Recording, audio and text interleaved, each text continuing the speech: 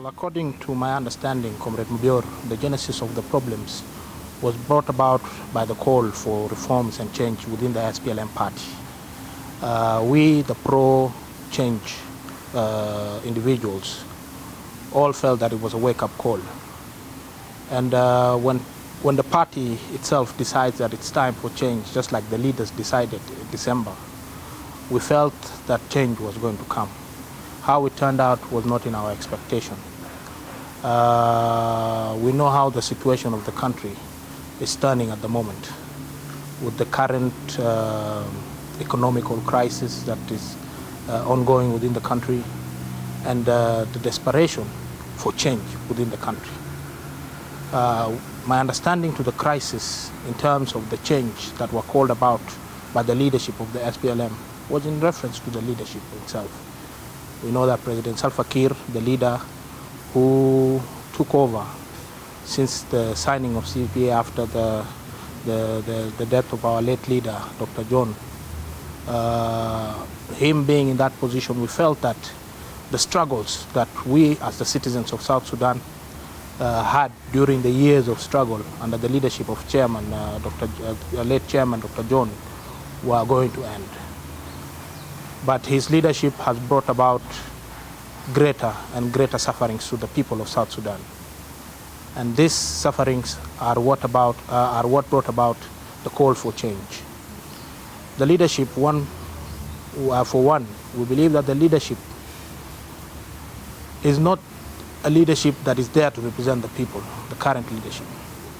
We believe that they are there to protect their own self-interests and safeguard the interests of those that are only loyal to them. The Republic of South Sudan belongs to all the tribes and the citizens of the entire country. And if a leadership does not recognize their people, then that is a failed leadership. The call for change meant that the people were in need of services.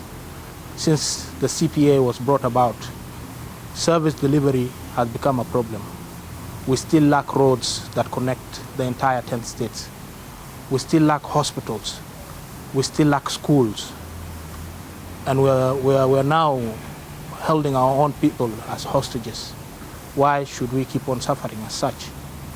When Dr. Riek Machar, the chairman, brought up the idea for reforms within the country, the idea was driven due to the suffering of the people. And this is what our belief is in joining the SPLM in opposition.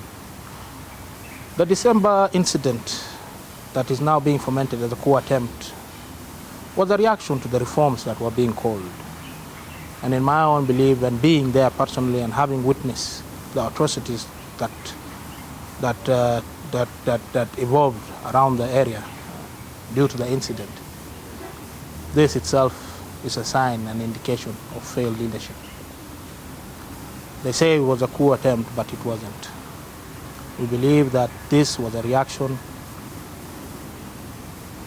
of him, the president, Mr. Salva Kiir, to keep his power. Having joined the SPLM in opposition means a significant impact on my people.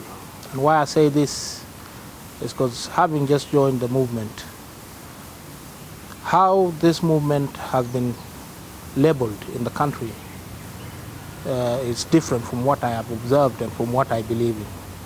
We all know that in South Sudan at the moment, the IO SPLM in opposition is being labeled as a Nuer movement. That is one.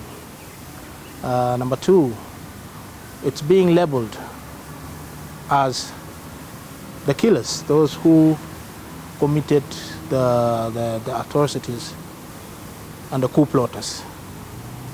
And being labeled as rebels at the moment does not mean that the call for change should be stopped. I believe that my position in the SPLM-IO will be trying to ensure that the movement has a national theme, coming from a will and being a Dinka, and in terms of how the war has been currently been labeled, I believe that I'm now proving them wrong.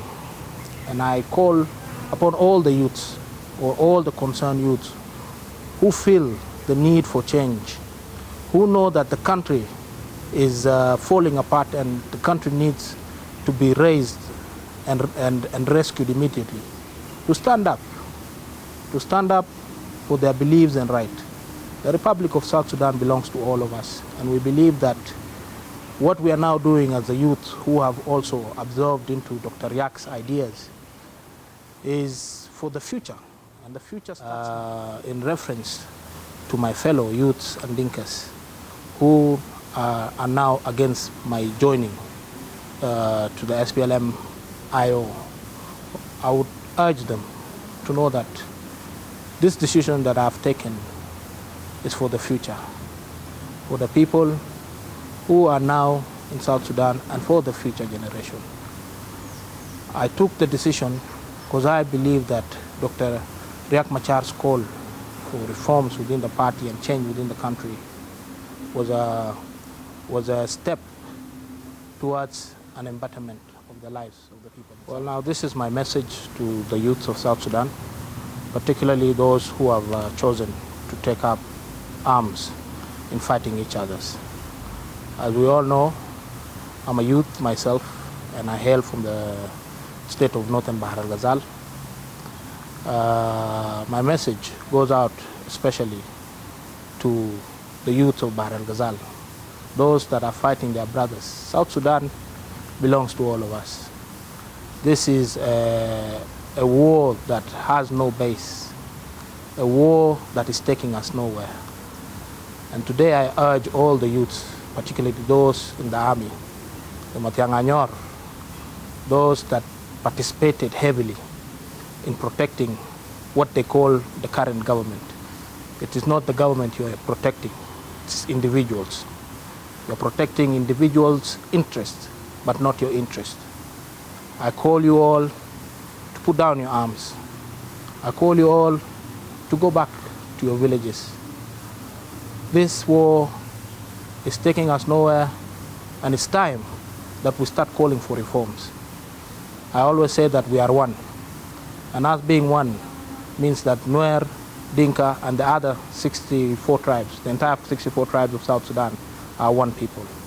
The Republic of South Sudan is bigger than all of us, and it's time that we start thinking for how to develop our nation, how we can propel it to greatness. This message is a strong message to you all. And why I say this is because I also believe at the moment, wherever that you are, in those bushes or those missions that you have been taken to, your family back at home is suffering. Especially with the current economic crisis, the army, you're doing it at the moment as a voluntary job. Those of you who have families have left their families in suffering. Thank you very much.